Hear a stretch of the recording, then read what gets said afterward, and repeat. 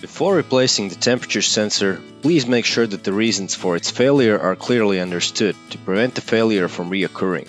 It is suggested to perform the onboard diagnostics test to highlight any potential issues, such as a faulty wiring.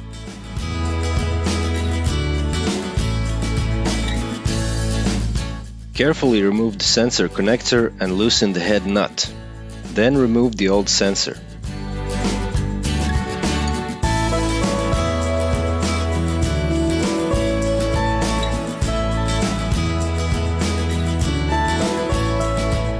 Unbox the Dinex temperature sensor, lubricate the thread and install it. Do not over-tighten the nut.